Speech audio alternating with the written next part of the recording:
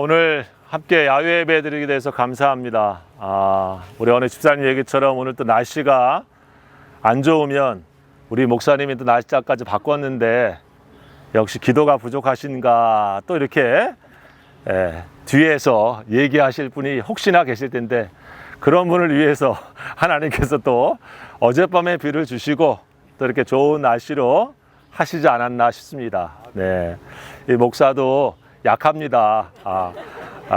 참 누가 이렇게 칭찬하면 좋고 또 이렇게 뭐라고 그러면 이게 말 못하게 또 마음에 상처가 돼요. 그러니까 저기 웬만하면 그렇게 말씀하지 마시고 내가 기도가 더 해드려야 되겠구나 이렇게 생각하시면은 감사하겠습니다. 여러분 오늘 말씀의 제목이 가장 소중한 것은 사랑이다 이 말씀이죠. 그죠? 오늘 야외 예배에 온다니까 제가 가장 가까이 사는 우리 여인께서 야외 예배는 좀 짧게 해야 되지 않겠소? 라고 하는 귀중한 말씀을 해주시는데 여러분 이 제목만 보면 벌써 오늘 말씀이 벌써 이해가 되시죠? 여기서 딱 끝나야 역시 근데 여기서 또 끝나면은 목사님이 또 준비를 잘 안 하시는구나 또 이렇게 하실 분이 혹시나 또 계실까봐 제가 그렇게 끝낼 수는 없고 우리 잠깐 은혜를 나누려고 합니다. 제가 요즘 우리 목사님하고 사모님하고 서예반에 가서 이렇게 서예를 쓰는데 서예 선생님께서 그 아침마다 좋은 글을 우리 그 카톡방에다가 이렇게 올려주시는데 우리 지난번 올려주신 글 중에 하나가 마음에 많이 와닿아가지고 우리 이번 주 장례식 하면서도 우리 목사님하고 사모님하고 우리 장례가 있는 분이 있어가지고 잠깐 나눴었는데 그 내용이 뭐냐면은 그 독일의 신학자라고 하는 징크라고 하는 사람이 현대인들 우리나라의 현대인들의 지금 모습이 어떤가라고 하면서 소위 말해 현대인들의 모습, 현대인의 초상 이런 모습을 얘기하면서 쓴 그 신학자의 얘기 중에 이런 얘기가 있습니다. 어느 날 한 청년이 이 사하라 사막을 횡단하게 됐는데 사막을 횡단하니까 많은 장비를 준비를 해가지고 물을 다 채워가지고 사막을 갔다가 가게 되어지는데 이 사막을 가다가 준비한 물이 그만 하루 만에 다 떨어진 거예요. 다른 거 몰라도 이게 먹을 물이 없어가지고 그래서 기진맥진하다가 쓰러져 버리게 되어집니다. 그런데 한참 후에 그 젊은 청년이 눈을 떠보게 되는데 눈앞에 그 야자수가 있는 거예요. 이게 나무가 막 그죠? 야자수 옆에 그리고 그 나뭇잎이 바람에 샥 날리는 게 막 눈에 보이는 거예요. 근데 이 청년이 그 모습을 보고 야 내가 진짜 죽게 됐구나. 이 사막에서 보이지 않는 저 야자수하고 나뭇잎이 보이는 거 보니까 내가 이거 환상이 보이나 보다. 그러면 잘못 보이나 보다. 하고 이제 눈을 감아 버립니다. 근데 조금 있다가 귓가에 이 귀에 물소리가 또 들리는 거예요. 그리고 새소리도 희미하게 들려집니다. 그러니까 이 청년이 내가 진짜 이제 사막에서 이제 기진맥진해서 죽게 되나 보다. 왜냐하면은 들리지 않는 저 새소리도 들리고 물소리도 들리는 거 보니까 마치 이제 내가 죽을 때가 거의 가까웠나 보다 이런 생각을 하게 됩니다. 그리고 자기의 귀에 들려지는 그 소리를 그냥 닫아버리고 더 이상 안 듣습니다. 이튿날에 그 아침에 사막을 다니는 베두인족이라고 하죠. 그 베두인족에 여기저기 움직여 다니는 양을 치는 베두인족이 이 어린 아들과 함께 그 오아시스에 물을 길르러 왔는데 물가에서 입술이 다 타들어가고 그리고 가까이에 있지만 목말라 죽은 한 청년을 발견하게 되어지죠. 그래서 이 베두인 아들이 그 아빠한테 이렇게 얘기합니다. 아빠, 이 사람은 왜 여기 물이 바로 가까이에 있는데 여기에서 목말라 죽었지? 라고 묻습니다. 그때 아버지가 이런 대답을 하죠. 얘야, 여기 죽어있는 사람이 바로 현대인들이다. 오늘을 살고 있는 사람이다. 이런 얘기를 했다 그래요. 오늘 현대인들은 바로 옆에 물가가 있는데 오아시스가 있는데 그걸 갖다가 마시지 않고 먹지 않고 그게 잘못된 것인 줄 알고 그냥 그 옆에서 목말라 죽고 있는 그런 사람과도 같다. 그런 얘기를 했습니다. 오늘 현대인들 그래서 어떤 모습인가? 많은 것을 곁에 두고 있지만 다 써보지도 못하고 죽고 있는 그런 현대인의 모습이다.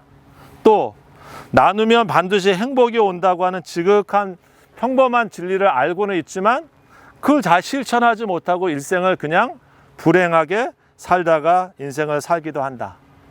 또 사랑할 수 있는 시간이 얼마 남지 않았다는 사실을 알고도 사랑하는 데 시간을 쓰지 못하고 인생의 시간을 써버리면서 살아가는 바보 같은 사람들이 오늘 현대의 사람들이다. 이런 얘기를 하고 있습니다. 여러분, 우리 행복하는 데 있어서 우리 인생을 생각해 보면 어떻습니까? 가장 행복하는 데 중요한 것, 소중한 것이 있다고 하면 오늘 믿음, 소망, 사랑, 그 중에서도 가장 중요한 것이 오늘 성경은 사랑이다 그랬죠. 그렇죠? 우리들도 이 말씀을 지금 다 알고 있죠. 정말 사랑하는 것이 삶의 행복한 것이다 알고 있지만 어떻습니까? 마치 오아시스 옆에서 목말라 죽은 현대인 것처럼 이렇게 사는 게 행복한 거야 알고 있으면서도 그러한 길을 선택하기보다는 어떻습니까? 다른 길을 가면서 나 왜 이렇게 불행하지? 나 왜 이렇게 행복하지 못하지? 이렇게 살고 있는 모습이 오늘 우리들의 모습일 수 있다. 이 말씀을 해주고 있는 거죠. 이 빅토르 위고라고 하는 사람이 삶에서 가장 큰 행복은 우리가 사랑받고 있다고 하는 확신이다. 이런 얘기를 했습니다. 우리 자신이기에, 그보다는 우리 자신임에도 불구하고 사랑받고 있다는 확신이 우리에게 행복하는 데서 중요하다 얘기했습니다. 여러분, 어떻습니까? 오늘 이렇게 나왔는데 나는 정말 사랑받고 있는 사람인가 이런 확신이 있으십니까? 나는 사랑받고 있구나 라고 하는 마음을 갖고 있다고 하면 당신은 행복하십니까? 라고 물어볼 때 그분은 그럼요 나는 행복합니다 라고 말할 겁니다. 여러분, 우리는 다 사랑받기 원하고 있는 것이 분명하죠. 그런데 사랑에 대해서 말하는 이 시간에도 각자 여러분과 제가 생각하는 사랑의 깊이나 사랑의 또 데피니션, 사랑의 정의는 저마다 다 다르실 거예요. 그래서 사랑에 대한 얘기를 하려고 해도 그거는 뭐 1시간이면 1시간, 10시간이면 10시간 계속 할 수 있는 그러한 주제일 것입니다. 근데 우리가 사랑하는데도 어떻습니까? 더 미숙하고 몰출하지 못한 그런 미숙한 사랑을 할 때도 있죠.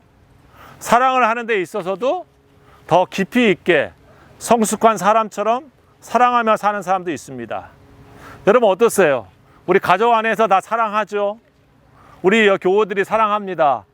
하지만 어느 관계 안에서는 성숙한 사랑을 보여주는 그런 공동체가 있는가 하면, 그런 가정이 있는가 하면 그러지 못하고요.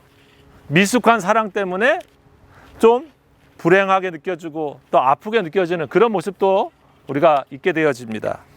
이 사랑에 대해서 얘기했었던 에릭 프롬이라고 하는 사람이 사랑의 기술이라는 책을 썼거든요. 그런 사랑의 기술이라는 책에 보게 되어지면 이런 얘기를 합니다. 사랑은 배우고 익혀야 할 기술입니다. 저절로 되는 것이 아니며 훈련을 통해서 사랑의 근육을 키워야 합니다. 이런 얘기를 했어요. 사랑이 우리의 삶을 행복하게 하는 삶인지 알지만 그냥 저절로 우리 그냥 사랑이 깊어지고 저절로 그냥 성숙한 사랑이 되기보다는 우리가 마치 운동을 해서 몸이 튼튼해지는 것처럼 사랑도 사랑의 훈련을 계속하는 것을 통해서 이 사랑의 머슬, 근육이 더 튼튼해져야 된다, 키워야 된다 이랬습니다. 다른 말로 말하면 우리가 함께 사랑하지만 사랑을 성숙한 모습으로 더 깊이 있는 사랑으로 우리가 관계를 가져가고 나누어져야 되는 것이죠. 여러분, 우리 믿음의 교우들도 마찬가지 아닙니까? 서로 사랑합니다마는 그 사랑이 더 깊어지고 성숙한 사랑이 되도록 이 공동체 안에서 우리가 믿음의 생활을 하는 거예요. 그렇죠? 그래서 미숙한 사랑의 특징은 뭐냐면은 에릭 프롬은 이런 얘기를 했어요. 미숙한 사랑은 나는 사랑받기 때문에 사랑한다 라고 하는 원칙을 가지고 사랑한다. 하지만 성숙한 사랑은 나는 사랑하기 때문에 사랑받는다 라고 하는 원칙을 가지고 다 그 원칙을 따라 사랑한다. 무슨 얘기입니까? 성숙한 사랑은 먼저 내가 상대방을 사랑하기 때문에 더 나도 사랑을 받는, 능동적으로 사랑하는 거죠. 미숙한 사랑은 먼저 상대방이 나를 사랑해 주기 때문에 나도 사랑합니다. 여러분, 우리 아이들이 여기 있지만 어떻습니까?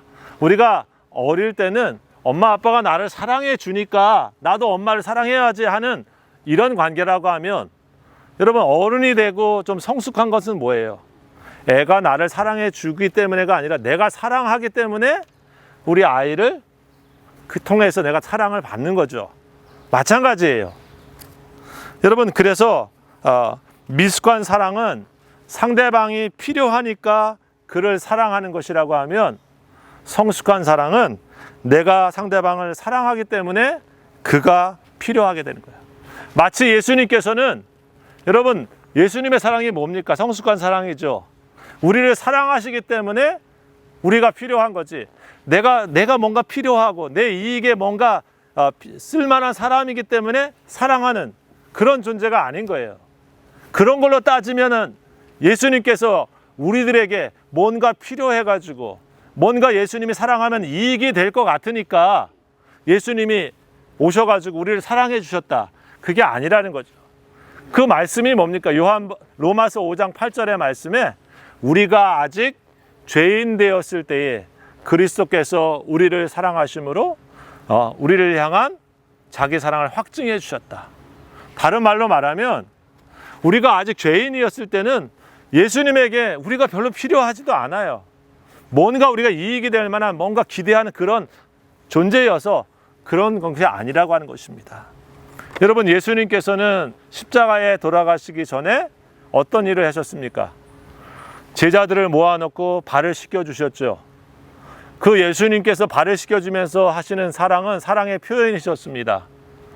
근데 그 제자들 중에는 어떤 사람도 있었습니까? 조금 있다가 자기를 3번씩이나 배신할 베드로도 거기 앉아 있었고요.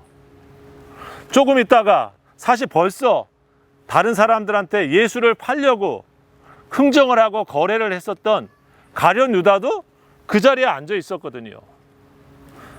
여러분, 그런 입장에서 보면 우리 입장에서 보면 그런 사람은 사랑의 대상에서 다 제외되는 사람들 아니겠어요?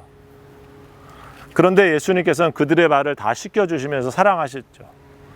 예수님의 사랑은 그런 의미에서 성숙한 사랑의 특징이 무엇인지를 보여주시는 그런 모습입니다.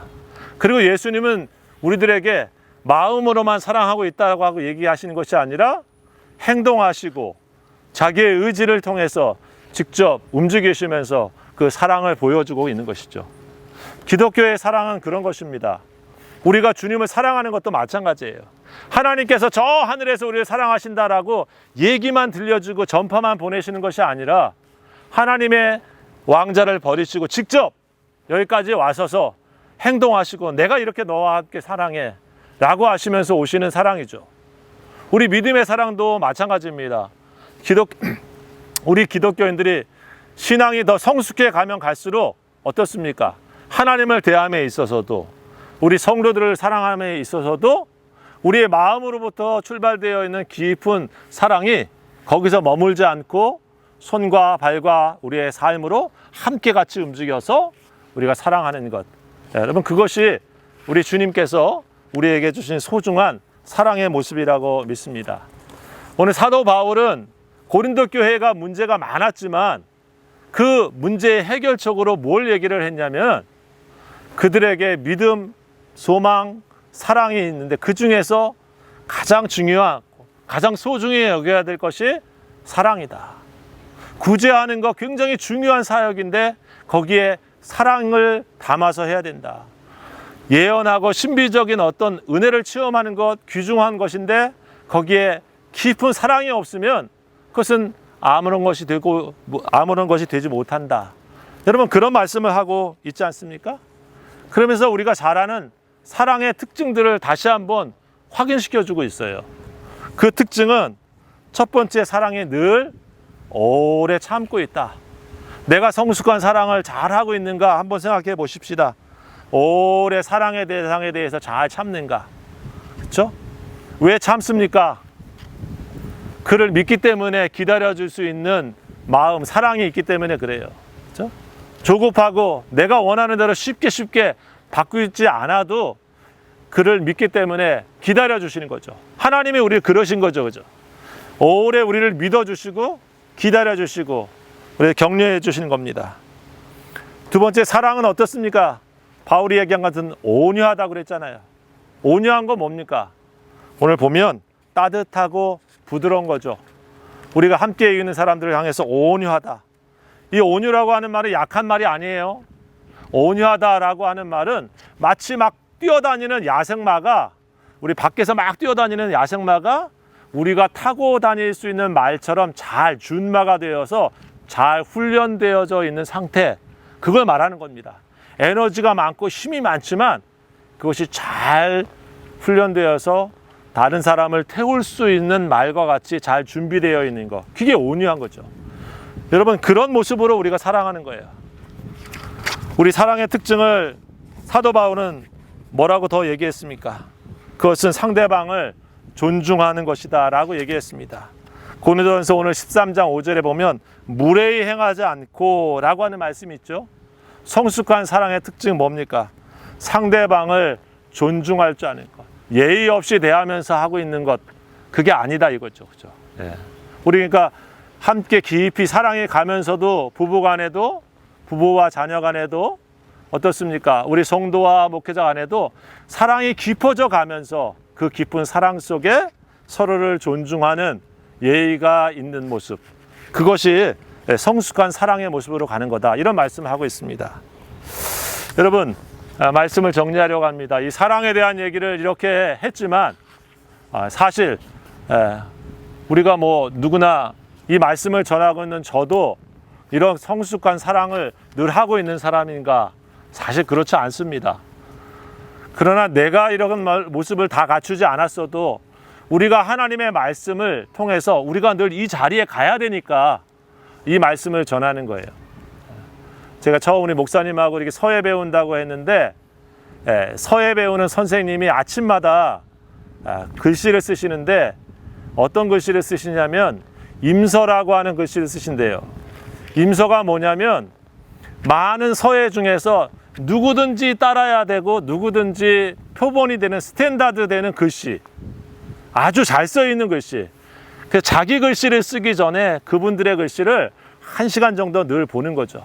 마치 거기에다가 자기를 다시 한번 고정시켜서 이게 스탠다드구나 하고 거기에 연습한 다음에 본인의 글씨를 다시 창작하는 글씨를 쓰신다, 이런 했거든요.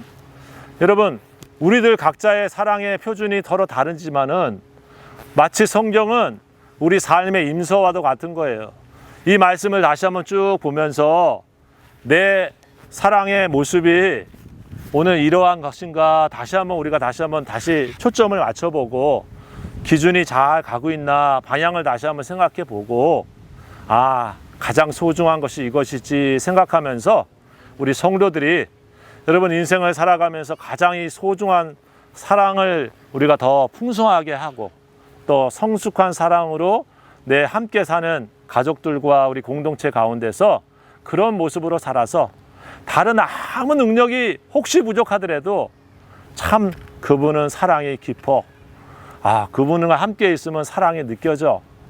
여러분, 이런 성도가 되어지고 또 이런 우리 가족이 되어지면은 우리 교회를 통해서 다른 이들이 하나님을 만날 수 있지 않겠습니까? 우리 믿음의 세대의 오늘 가장 소중한 이 사랑의 마음 다시 한번 우리가 기억하시면서 오늘 이 밖에 야외에 나와서 함께 교제하시면서도 우리 준비하시면서도 사랑이 풍성했는데 교제하시면서도 이런 사랑의 관계가 더 깊어지실 수 있는 그런 나눔과 우리 교제가 되기를 우리 주의 이름으로 축복합니다. 기도하겠습니다. 하나님, 감사드립니다. 우리에게 오늘 귀한 야외에서 하나님의 말씀을 같이 나누게 해주셔서 감사드립니다.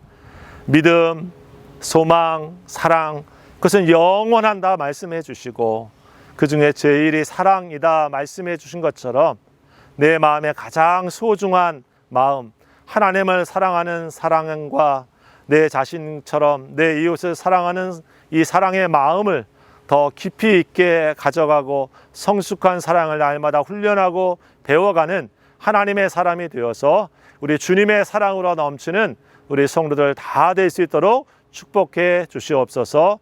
예수님의 이름으로 감사하며 기도하옵나이다. 아멘.